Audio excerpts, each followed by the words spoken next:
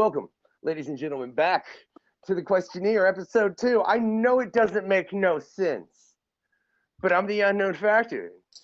You know, personally, I blame our guests, our first guest boss, right? I think he had something to do with it. Whether it was, it got real sinister. But I got backup for that, right? We got cable in the house, right? In case it's getting sinister again.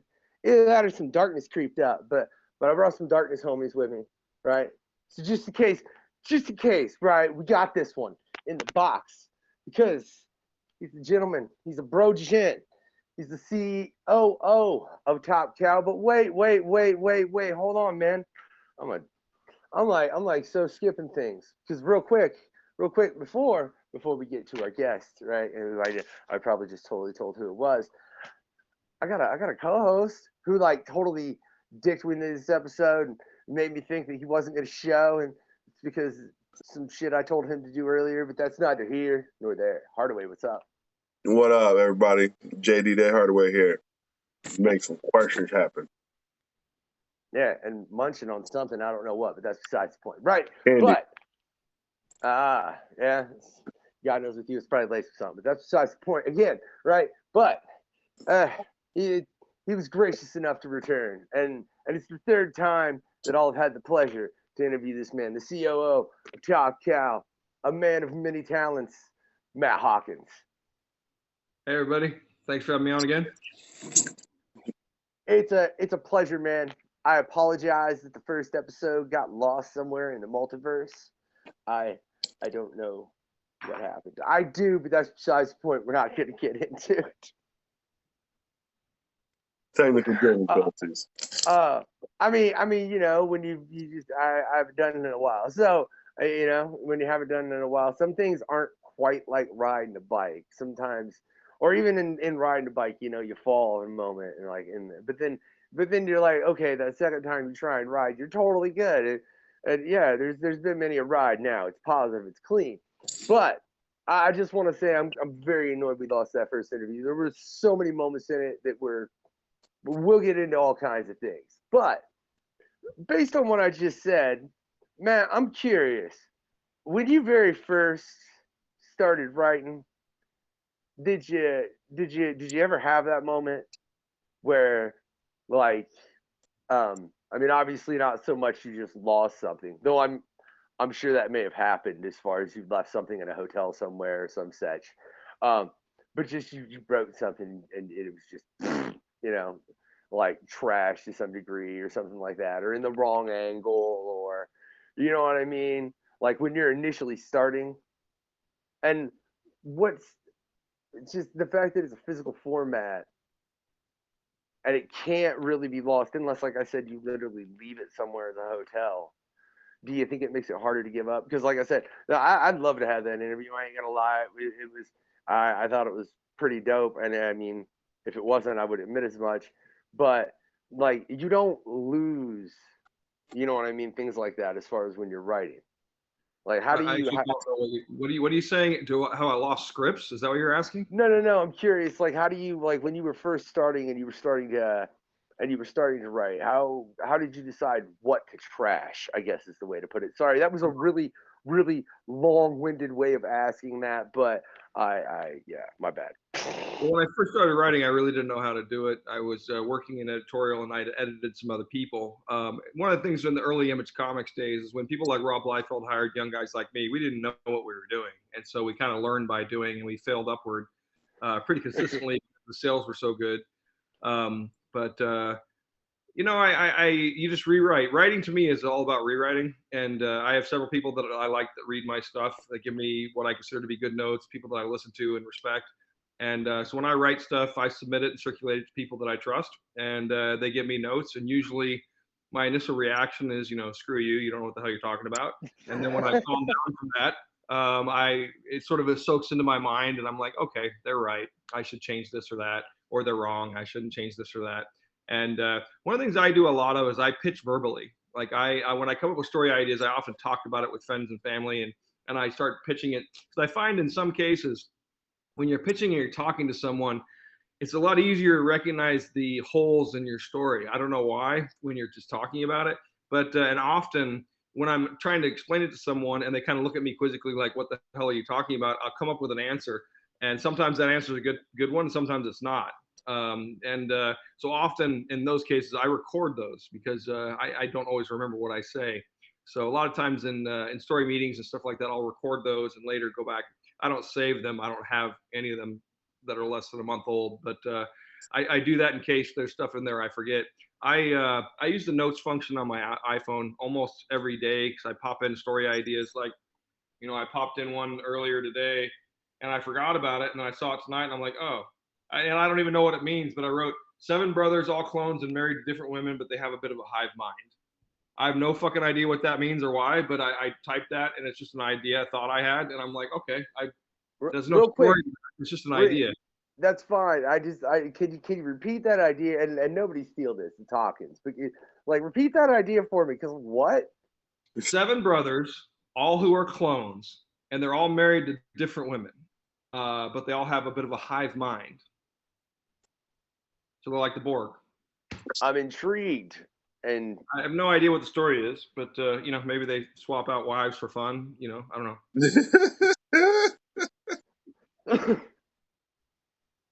The glory. Now, so I have a question for you. Now, have you actually ever lost any writings or artwork and whatnot that you wish you could get back? Yeah, I mean, I've written entire scripts that I saved, and then for whatever reason I did it wrong, or the computer crashed. Prior to there being clouds, I used to in the old days print them out. A couple times I printed them out, and having a physical printout saved me because then I was able to retype it. But retyping an entire script is a pain in the ass. So yeah, I mean, I've lost all kinds of stuff. It just happens. I've written entire story ideas in notebooks and then couldn't find the notebook. And then I've had thoughts all the time. I wake up, I keep a dream journal in case something good comes out. But all the time I wake up, sometimes I don't feel like writing it down. I'm like, oh, I'll remember that, and I never do. Yeah. What do you like? I'm curious in this mode because as an artist, I mean, I'm not gonna be. We do music, but that's besides the point. I understand that you have that moment. Do you ever find those moments where you're like, oh, I know that thought, I can half remember it. I know it was phenomenal, and you literally may drive yourself kind of crazy trying to remember it. I no, because I usually when I can't remember it, I just go with something else. I've been editing and rewriting my own work for so long now that I just do it. I especially with first drafts, I write first drafts very quickly, ridiculously fast. And I tell people sometimes I write first drafts of scripts in 2-3 hours, and that trips people out. But I'm like, the thing is it's very stream of consciousness, and it needs to be fixed. But it fixes a lot of things because it beats out the story. It sort of paces it out. I can go back. It's much easier to rewrite than it is to write from scratch. And when you do that method where you just write whatever comes to mind in a stream of consciousness, you never have writer's block because you're always writing something. And what I'll do in some cases is I'll write a scene that comes to my mind that's cool, just to fill it in, has nothing to do with the storyline, and then I can either use that somewhere else or I can figure out a way to use it in that script. So whenever I hear people that are sitting and just staring at a keyboard and can't figure out what to type, I say, that's stupid. Just type anything. Talk about anything. Whatever comes in your mind, write a scene. I'm looking at my girlfriend's kitchen and I'm like, okay, there could be 2 people arguing right there. I could write about that. That's just, you could do anything. And then sometimes I'm a firm believer in outlining. I spend a lot of time with notepads and outlines and figuring out stuff as early as possible. And that allows you also ease in terms of figuring out the scenes and the breakdowns. And there's a lot of little tricks you learn to comics. Like you never have a scene take place more than 4 or 5 pages, So if you look at comics and you think it's boring and dull and you can't figure out why, I would encourage you to take a look and see how long they've kept the same scene with the same characters in the same environment. And you'll find that it's often 8 to 10 pages. And that's just one of those natural things that our minds get bored looking at the same scene over and over. It's why in films and TV shows also, they switch scenes every 4 or 5 minutes at most. And when you see a movie that takes place in entirely the same scene, it's very hard to make that interesting. Well, see, you make very valid points. One, you make me want to look at the graphic novel that I've recently was trying to read and just couldn't get into, and I won't bring up, but you just made me want to see if that was the case within that, because I did find it very boring. Again, I'm not gonna, whatever, everybody likes, to each their own. But and you also make a valid point in that. That's like because I've got a 3-year-old, but when he was younger he was on that Cocomelon. The reason that Cocomelon, the children are so on it, is because they switch scenes like every 3 seconds. You know what I Right. mean? So it's a constant refresh. That'll even keep a toddler's brain busy, which is terrible for toddlers, in my opinion. But to wrap back to what you were saying, I'm curious, based on the fact of everything you just said, and knowing that you started as an editor, not as a writer, do you think that makes a great deal of difference in your writing process? You know what I mean? I mean, because you didn't start out. Because I mean, I'm pretty sure there's, God, I know you work with an enormous amount of people of different talent and all kinds of that started out as writers. I mean, as well as a number of other things, but I mean specifically writers. And so do you think that changes your whole process as opposed to somebody who started out writing and that's what they did? Yeah, I think so, because I was exposed to a variety of different writing styles. I talked to a number of writers, and I was responsible for trying to make their stories better, which required me to think about it a lot. And so I would break down structure, and I read a lot of books on how to write and how to edit. And most people look at editors as failed writers. That's most writers think of their editors as being failed writers. And that's why a lot of writers don't give credence to a lot of editors unless they have power over them, you know, and most editors do in comics. But you know, I think learning how to edit is a different skill set than learning how to write. And you know, for me, my editorial stance has always been I want the writer to think he came up with the idea on his own. I'm not trying to institute my editorial, you know, policy. So I will ask questions. If I think this scene is you know, let's say it's a funny storyline, and then they have this really dark, dramatic scene in the middle of it that kind of, to me, feels like it's out of place. I'll ask a lot of questions. This one scene, which is obviously a different tone than the rest of the book, what's the significance of that? And usually the answer I get from a writer is, what do you mean it's a different tone? And I said, oh, well, I just assumed that was on purpose. Do you not, I mean, what was the reasoning why you made this choice? And a lot of times they don't understand why they made the choice, or they'll make up something on the fly, or they'll eventually come to the decision I wanted them to come to, says, okay, we need to make the tone of this book match the rest of the tone. And therefore, you know, this scene that's unnecessarily dark in this Archie comic needs to be a little lighter, you know. So tone matters, you know, and a lot, you know. And when you go from, the only guy I've ever seen that mixes up tones successfully is Quentin Tarantino. You don't think there is anybody in the comic book industry, writer-wise, that does that? Not that I've seen. See, you got me really trying to think. Yeah. And can I say, though, as far as what you said is editor, I mean, I think it's interesting. Like, if you look at the comic book industry, as far as a lot of the editors, I'm pretty sure most of them were writers before they were editors in most of the cases of the comic book companies. Am I wrong in that, Matt? Maybe. I haven't really given it much thought. You know, I mean, Yeah, most of the editors I know didn't write at all. And I do know some editors that they tried to write, couldn't get any traction, then they became editors. That seems to be the more common path. And I'm saying that as an editor, I write and edit, but I edit. My editorial style is very different. I'm not looking, when I'm editing people, I want their work to be fine. I don't want to have to edit them. My job is not to edit them. It's to make the book good. So in some cases, my job as an editor is to do nothing. And the problem with corporate comics and people in the film and television industry is that's not their jobs. When their job is an editor or something, they're required to give copious notes, because in order to justify their position, and I would never want to be in that position where I'd need to give notes to someone that are unnecessary to justify my job.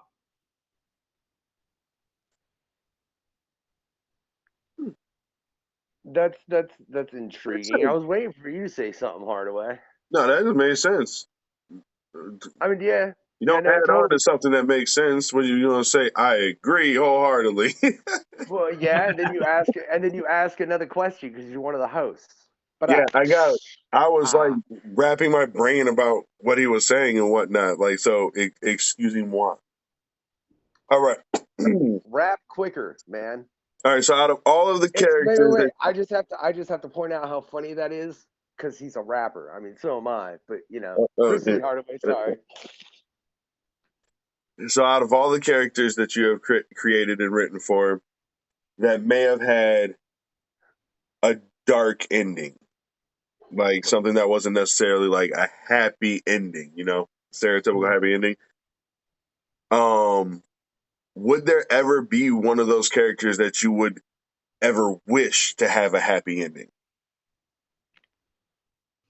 Well, most of the lead characters and the protagonists in most of my storylines, they do go through the full hero's journey and have a good ending. It might not be in a volume, but like the David Lauren from Think Tank, you know, most of the endings of his storylines were not positive endings. But when you get to the fifth volume, which in my mind was the end of that complete arc, I did end it nicely, and I realized that this is a guy who, you know, never really had a family, and that's what he wanted, and that was sort of at the end of the book. I wanted to show that he ultimately achieved his lifelong dream that he didn't even realize he was after. He wanted to have a group of family and friends that he trusted and cared about, and he liked to hang out and have a barbecue with. And that was ultimately what made him happy. And he never realized it until that moment. And so I like those kind of endings. I don't like the traditional happy endings. I think they're a little tropey at this point. But I don't usually end my heroic characters on really downturned like negatives because that's reality, and who wants to read that shit? Fair, fair.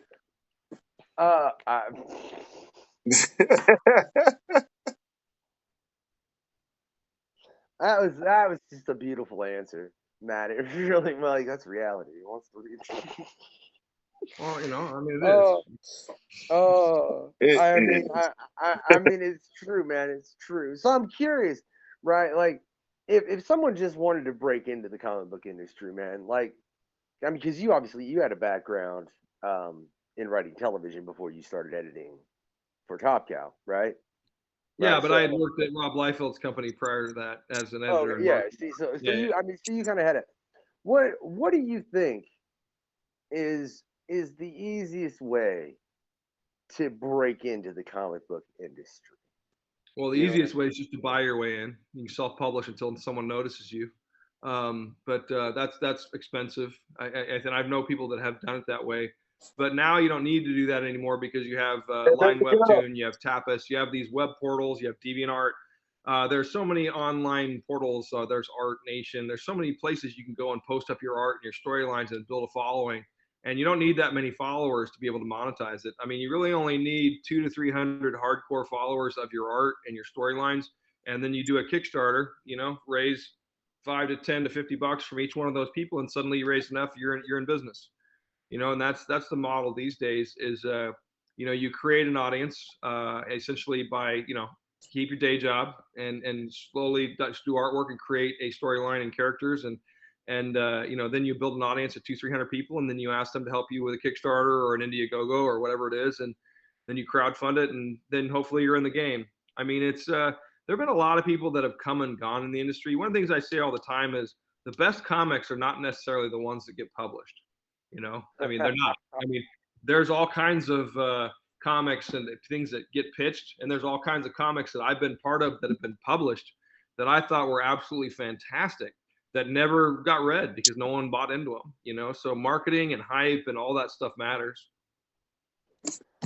So I'm curious.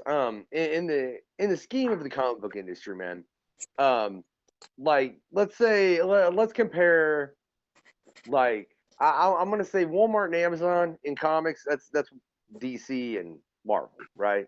Realistically, right? Like that's your Walmart and Amazon in the comic book industry. You know what I mean? And then you have all the other comic book companies. Do you? And I mean, obviously, there's a huge long story we could get into as far as DC's owned by Warner Brother, Marvel's now owned by Disney, and everything that's been done, and blah blah blah, and how the properties are owned as subsidiaries to far larger companies. You know, um, what do you think that has done to the comic book industry as a whole, as far as those two, what are ostensibly the largest comic book companies, the most known comic book companies, being owned by such huge companies. Even though I know Warner Brothers has owned DC for a long, long time. Definitely, that's dated back. So is your question, how has it changed the industry by having these mega corps owning these Yeah, comic book yeah. publishers? I don't see it's changed anything really. I mean, it's pretty much the same as it's always been. I mean, everyone's publishing books. I mean, Marvel and DC have always been about maintaining old characters. I mean, they don't introduce a lot of new characters. You know, it's from, you know, some of these are almost 100 years old. So Marvel and DC are essentially companies that are managing trademarks and copyrights. You know, you look at Image Comics and Dark Horse and Boom, Valiant. These are the companies that are creating new content and that are, you know, in doing so. I mean, Marvel and DC create new stories and they have new character lines within those storylines, but they're all derivative of themselves. And Oh no, uh, Mark. I don't mean to interrupt you, but it's the point you make is hilarious based on a conversation that myself and Hardaway had earlier, right? Because first, you're right, and shout out to Boom and Valiant, yo. Respond to my emails. I want you all on here. We're trying to. This is what it's about. But but we were talking earlier about the Superman, the Ellis. Calvin Ellis, and how it's ostensibly they, as opposed to creating a new character, they're like, here, we're just going to give you a different Superman. And You I know what I hate mean? that. So, I hate so it with I, a passion. I totally see your point. I just think it's funny that Hardaway and I literally had a conversation on the exact same subject. I mean, because it's literally what they've done with Camila Khan with Miss Marvel. You know what I mean? I mean, you're right, and it's. I feel like the point you make is more valid than what you were trying to make, because it's even when they do introduce new characters, they just give them a moniker of a character that was already existent. You know what I mean? right. Oh, yeah, here's a new Miss Marvel. Oh, here's a new Superman. Oh, and here's a new Spider-Man. It's like, that's cool and all, but couldn't it have just been something different? You know? Well, you know, it's I can't tell you how many times we get pitched, "Hey, this is Batman, but this. It's a Superman, but this." You know? And we get pitched that kind of stuff. Oh, this is the X-Men, but they're, you know, they're cyber soldiers. I said, "Yeah, we have that. It's called Cyber Force." 30-year I mean, anniversary. stuff all the time where they reference, you know, Marvel and DC characters. Like, this is my version of Green Lantern. I'm like, why do I want that? You know, and you know, I'm not a huge fan of superheroes personally. I see their value. They're kind of modern day mythology, but I've never been a fan. So for me, I'm more into, you know, a lot more of the independent comics. I think are a little headier, a little more interesting. That makes me firstly, Cyberforce that you just brought up is celebrating its 30th year anniversary. I want to point out we got into that way more on episode 1, but I don't know, man. Somebody ate it. I'm gonna blame Thanos or Galactus, or man, I just it's like I'm gonna blame It was one an of your. unknown factor. But bump. Don't blame me, you. Whatever. All right, but man, you made me lose my point, Hardaway. All blaming me for shit. I can't even remember what I was trying to say as far as in relation to what Matt just said. What's your favorite pizza topping? Cheese. That's real. Oh, thank you. Not that. But I'm curious then, man. If you look at, let's say look at the Top Cow universe. And I say this like, look, and I know you and I have discussed this on both previous interviews, but I would love to see that movie universe. You know what I mean? Like personally. Because I've read pretty much all of it, dude. Up to like me and you could have a whole discussion about all that, and you probably look at me and look and be like, "Shut up, fanboy." Like, I wrote some of that stuff. I worked with Silvestri on the Aphrodite Protocol, and then I wrote all of Aphrodite 9. So I love yeah, Cyberforce. yeah. But I mean, but at a certain point, if I was just talking from the beginning to the end of the story, like, unless we were talking about doing a movie, I think you might just be like, dude, I don't honestly have time for all, which is fine. I wouldn't even want to. That's too much to go into, Matt. But No, I gotta tell you, I wholeheartedly disagree with you because I absolutely love getting into our characters and storylines with people because These are people that they care that much about the work that I've done or been involved in. I'm very happy to have extended conversations with them. Well, see, can I say then to that effect, man? It's one of those things, like I said, after reading the comics and seeing to where it expands as far as from the 3 artifacts into the 13 artifacts. You know, you've got Hope gets involved, all of this, and all the different pieces you go from the start to where it is now, which is a lot.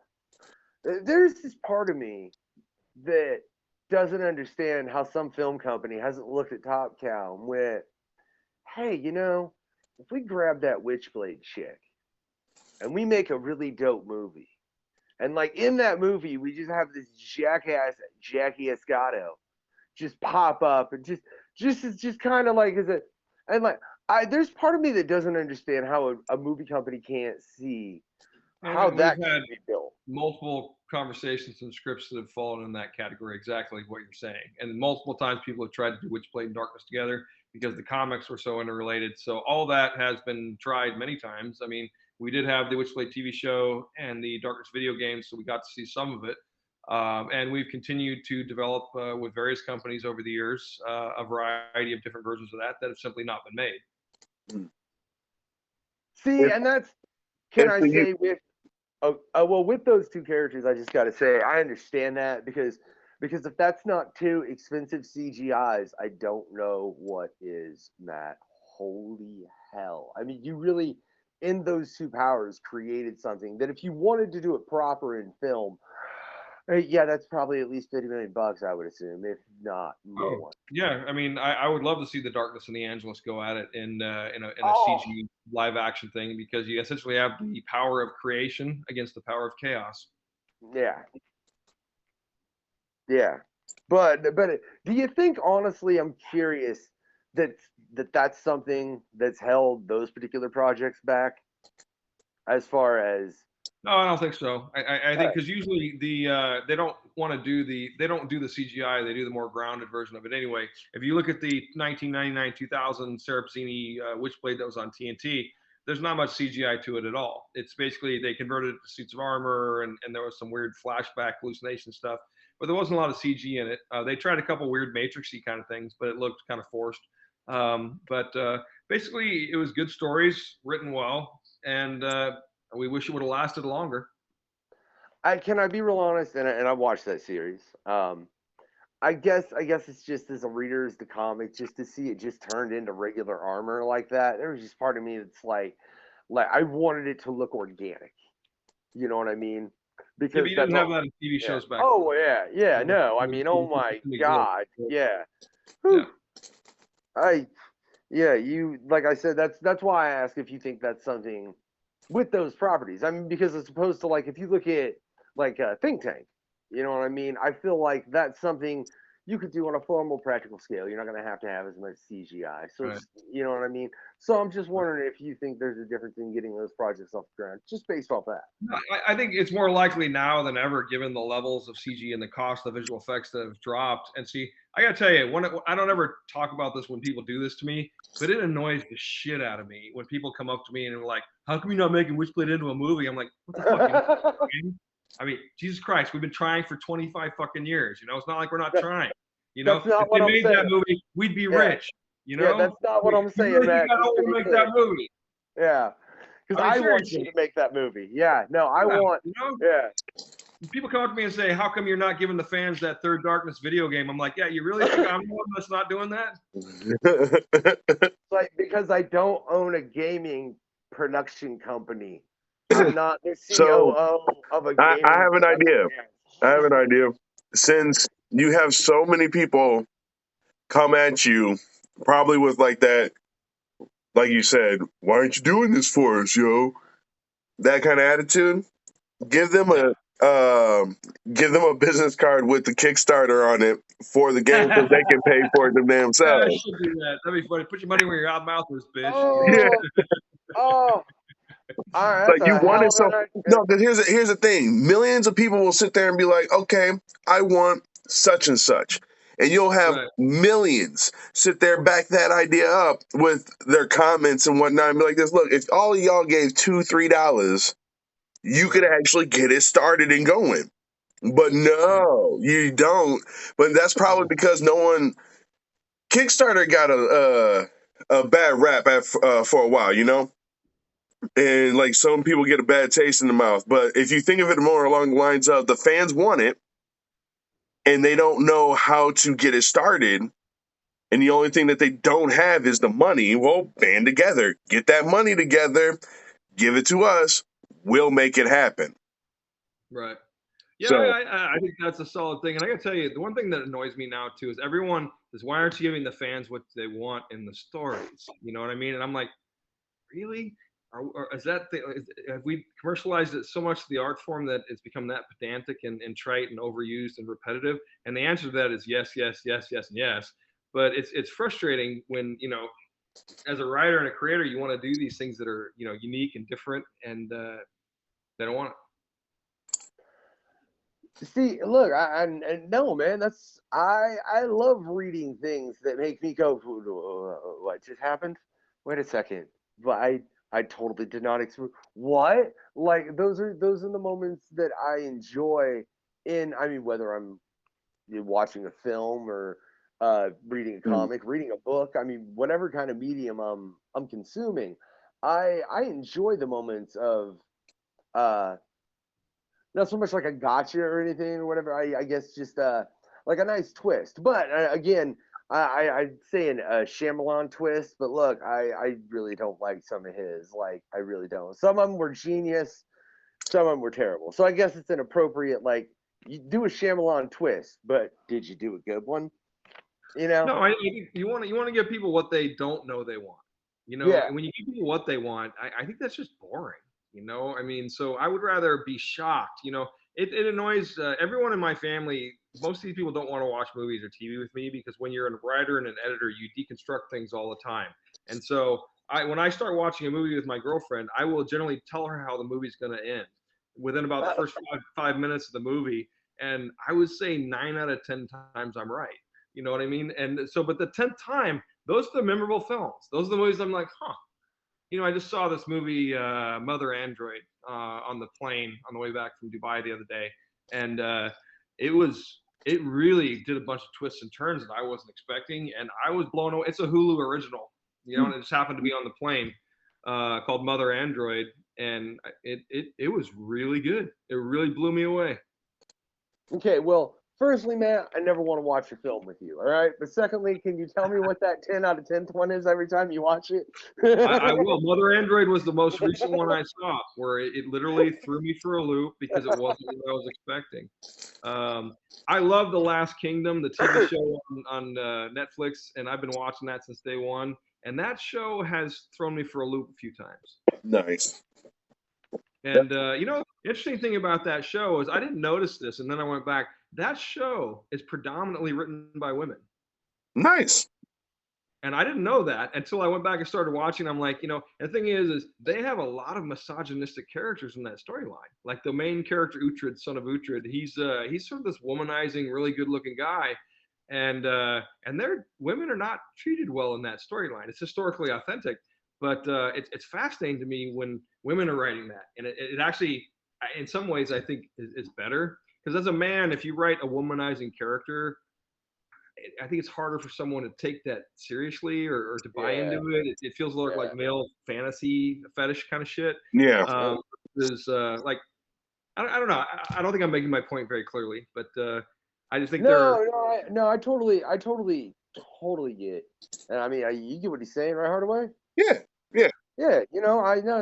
I think you're making it clear, man. As far as the fact that it's just you, because as a man, it's you're writing it from a perspective of the abuser. As a woman, you're writing it as a perspective of the victim. The victim has a different perspective that the abuser will never admit because the right. abuser is coming from a place of power and f you where the victim is just like you know. So no, I totally get what you're saying, Hawkins. But let me flip that in a real interesting way. Because of the industry you work in, it's very much male dominated. Let's be real honest. You being the COO of Top Cow, well, what do you think as far as women in the industry and what they have to deal with compared to their male competitors? Like, do you think there is a bar? I mean, because look, I'm not gonna say I've heard things from actual female. Well, I've seen things from female creators like here and there and there, and like, you know, you hear things, but that's technically the world. Let's be clear. But just in that particular industry, man, like, do you think there's a sexism problem? Not Yes. necessarily a top cow. Oh God, dang, you answered that quick. Yeah, I think there is, and I'm not a fan of toxic masculinity, and you know, and I have two sons. I've seen a lot of things in my time, and yeah, I think there is definitely sexism in my industry, and it's getting better. It's far better than it was. You know, like this is my 29th year in the industry, so I've seen it for a very long time. And in the early days of in the industry, it was rare you would see women at conventions at all, let alone 90% of the people there were either white or Asian. You know what I mean? I mean, that was the crowd back in the day. And when I was starting, a lot of the artists, it was more 16 to 20-year-olds, you know? And, you know, I go to conventions now and the people spending money are guys in their 40s and 50s, you know, which means they're the same people that were buying it 30 years ago. They've just gotten older. And which is interesting because that happened with women too. You know, Sunstone and Swing, we have this whole romance line of books. I write one of them. They're read by women, and we've done some demo research and realized that these are women in their 30s and 40s that 20 years ago they were reading these Tokyo Pop manga adaptations that company was bringing over from Japan. It has the androgynous and the love and sort of these interesting things that you have in a lot of that. And these women grew up and now they want something a little more racy. And so we're delivering it. And that's why 50 Shades of Grey and these kind of things work. You know, women are a powerful voice. You know, you get into prose and I think it's 58%. I saw that 58% of books are read by women. And, Yeah, you know, so and that percentage of women reading to men it goes up each decade. So women in their 40s and 50s and 60s read far more than men.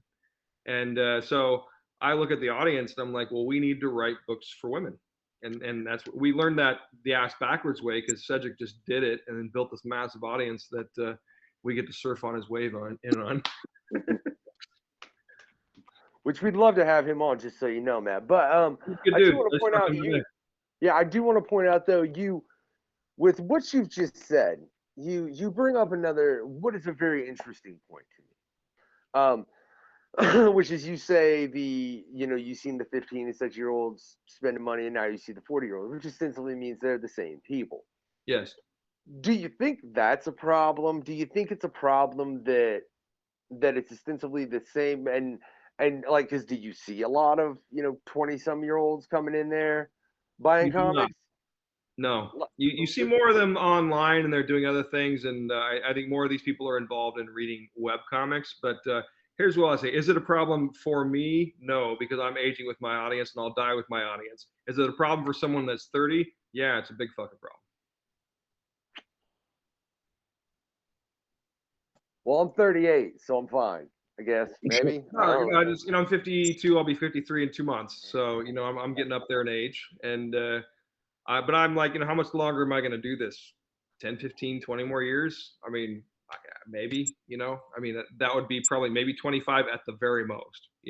I like what I do, and writing comics is not that hard, physically. I mean, especially as computers now, they almost have these fully dictation computers that work well. It's mind-boggling to me now that you can just speak into a computer and it types up your script. So wait, are you saying you 20, 25 years, just top cow? That's your plan? Well, for me, I'm saying as an industry, the industry does have a problem in that its audience is aging. That is absolutely a problem. Every publisher knows it, and we're all scrambling to try to, and especially Marvel and DC are doing a lot more young adult type books. They're trying to go after these different markets, which is why you see a TV show like Miss Marvel, which is not targeted to any of the three of us. And therefore, the three of us might say that show is not for us. But in my opinion, that's okay, because my girlfriend, who's Indian, her niece, who's 9 years old, doesn't watch superhero stuff, but she's watching Miss Marvel because she found a show about a little brown girl kicking ass. and she wants to watch it, and I'm fine with that. You know, and I'm like, you guys mentioned you don't like when we do these spin-off characters. I don't like it either, but it's not for us. You know what I mean? Yeah, no, I like it. For Well, someone else. it's not even that. Like I said, it's the fact that they just keep them under the same moniker, I guess. But in that regard, Yeah. I mean that is fine, man, because like you said, yes, that's phenomenal. And look, I've watched the first two It, episodes. I haven't watched episode 3 yet. But yeah, it's a yeah, great way to get people to be involved with the industry and whatnot. The only thing that I have a problem with is like, I don't mind if you do that. That's do what you got to do. I just personally enjoy new characters. You see the new age of people, you see the new generation and whatnot. Make something for that generation. That from I remember growing up, that was the big race for comic book character and companies and whatnot, was to create that new character, that new mutant, that new villain, that new person that can bring in the younger industry. Like Right. if it wasn't for me opening up, because Marvel and DC were not the first comics as a 10-year-old that I opened up and was like, and whatnot. I remember in 6th grade, I walked into a comic book company and they were shutting down. And the guy said, "Here are all these comics. They're mint condition, and I'm selling them on the low."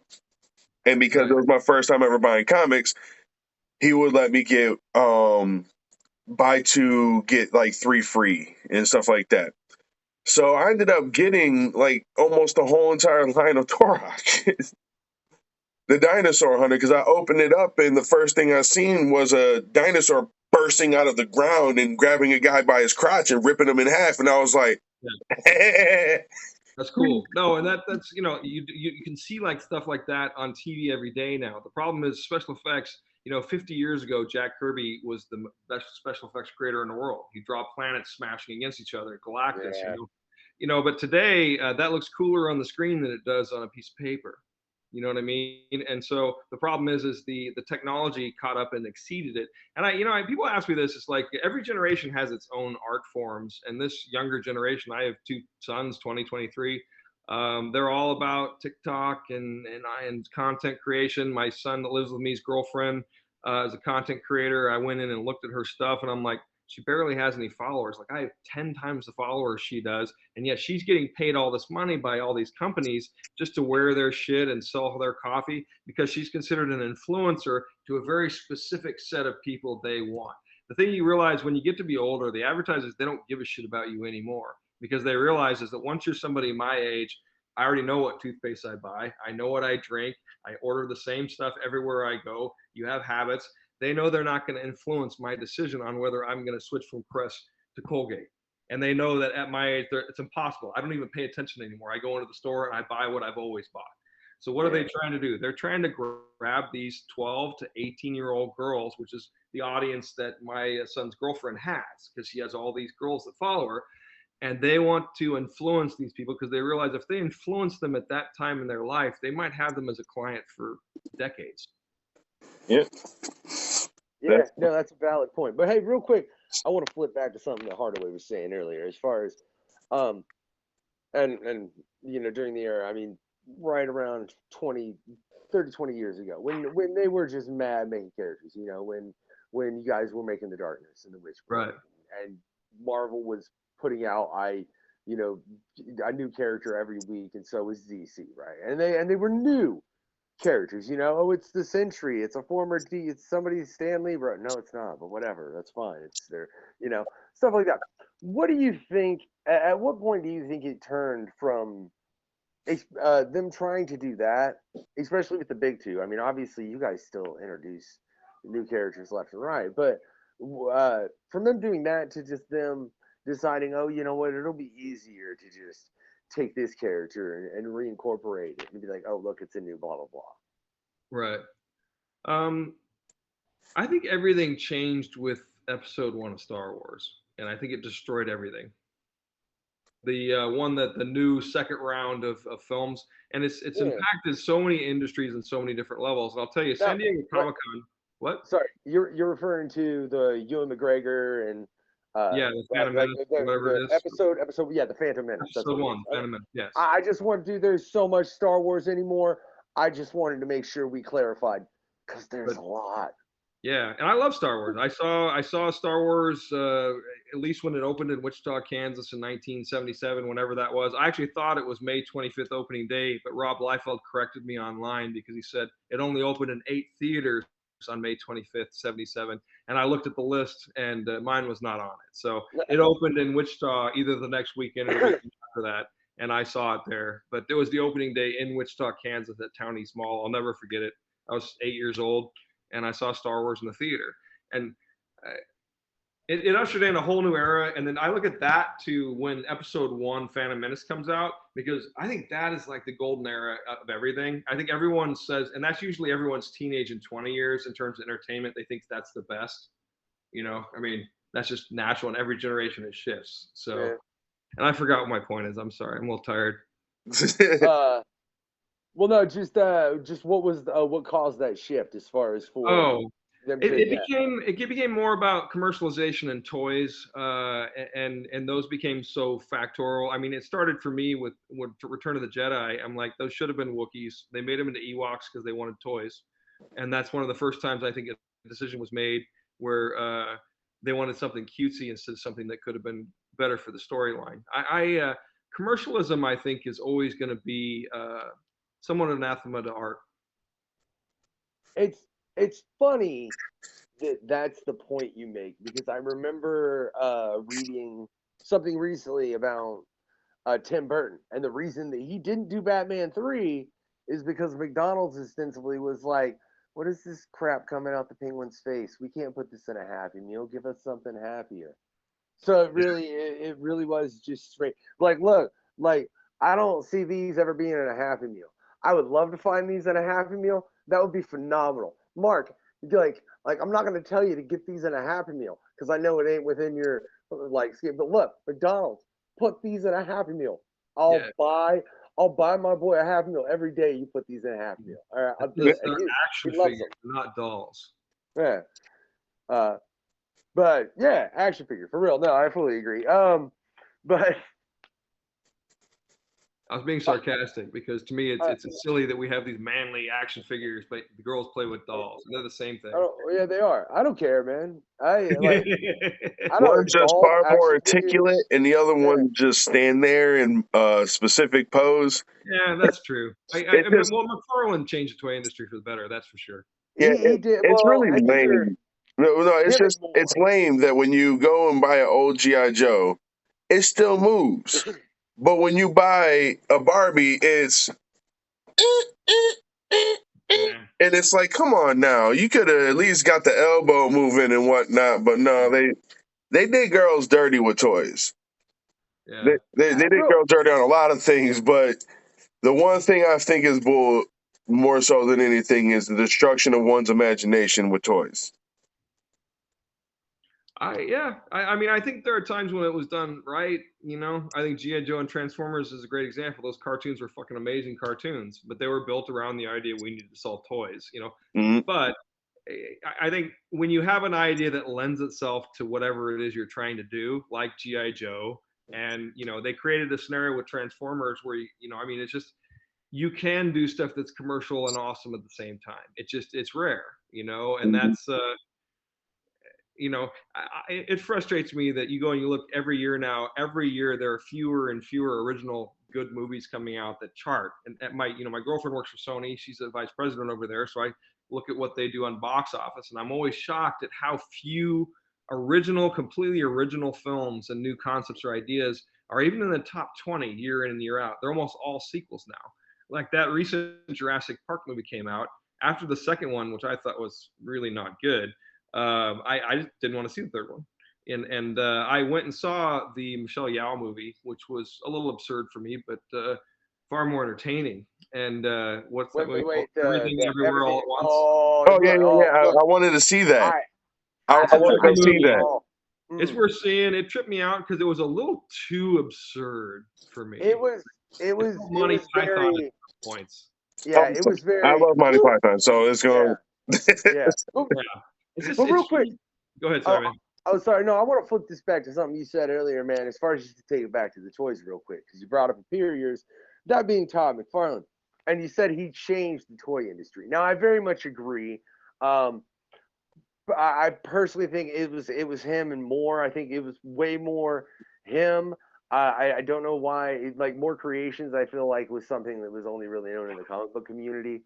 Um, McFarlane managed to take and make everything.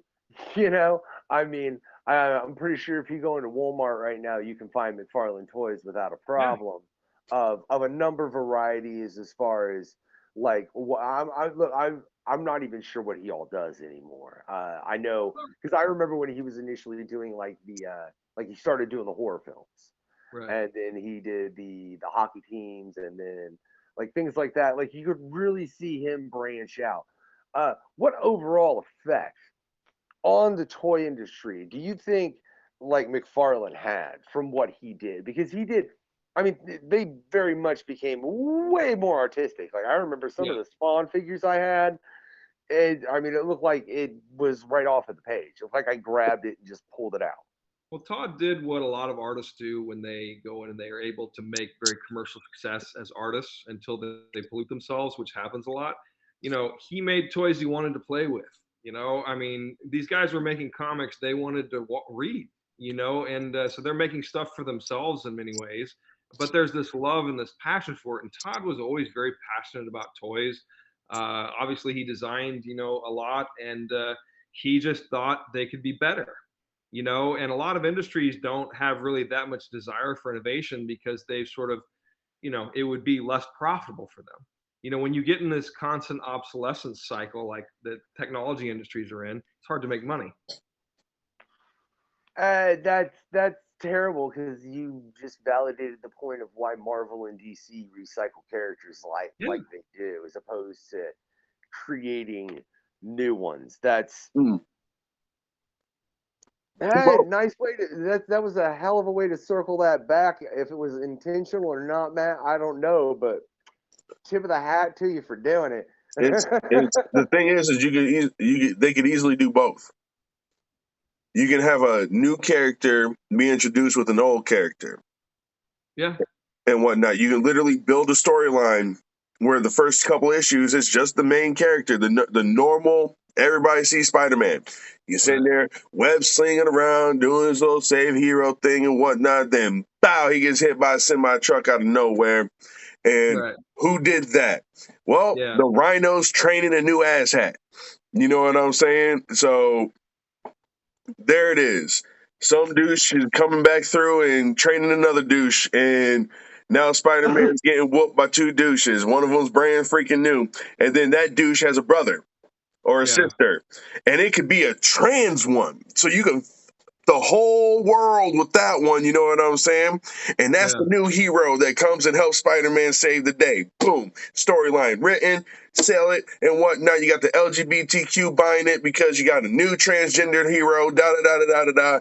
And they don't do that because I feel that they're a little bit slower on the uptake. And that's a sleight of hand, and I get that. That's mean. But the reality is if they were really trying to make money, in my opinion, you will put your hand in every aspect you possibly can, and they already have enough revenue to do that. The problem is if you're the guy that writes the stuff that doesn't work and you lose money, you get fired. That's And true. you know, so and that's not replicated. And the guy who did Transformers 6 instead of something new, he very safely moved up the ladder. You know, so we're rewarding we're rewarding repeated storytelling, and I don't know that there's anything really necessarily wrong with that. I think when you're a more discerning person looking for more intellectual material, it makes it more challenging to find material that you click with. I had no interest in the new Jurassic Park movie because I already know the movie. I've seen it 6 times already. They made the same fucking movie 6 times. You know what I mean? I mean, it's not that different. Gee, uh, we're gonna some crazy rich white guy's gonna be an asshole. He's gonna make a bunch of dinosaurs or figure out a way to exploit them.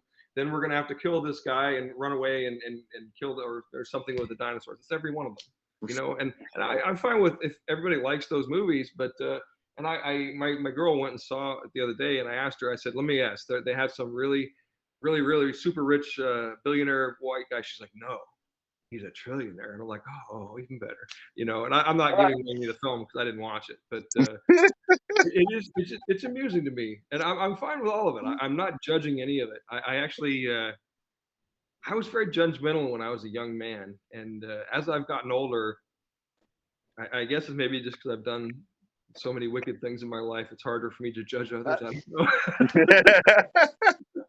Man, you guys got me late on a Thursday night. Yeah, hey, that's actually look what I was getting ready to say.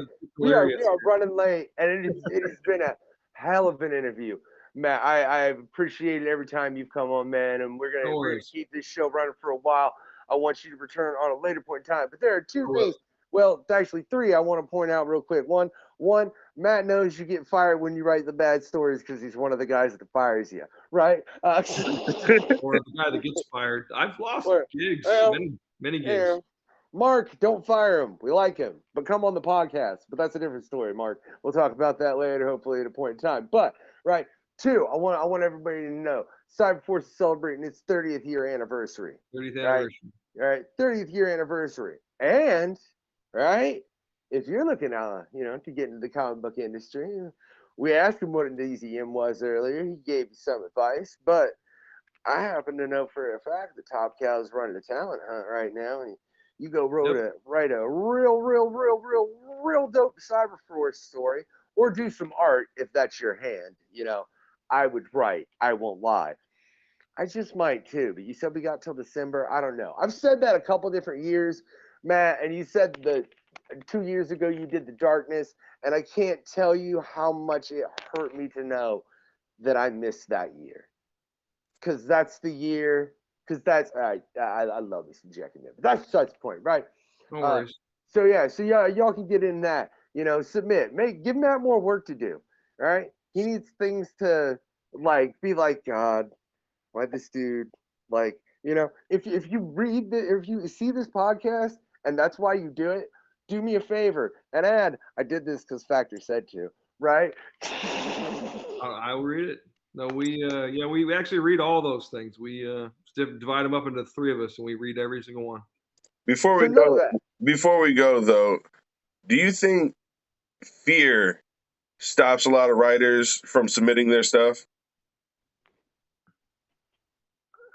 Yes, like fear of rejection and.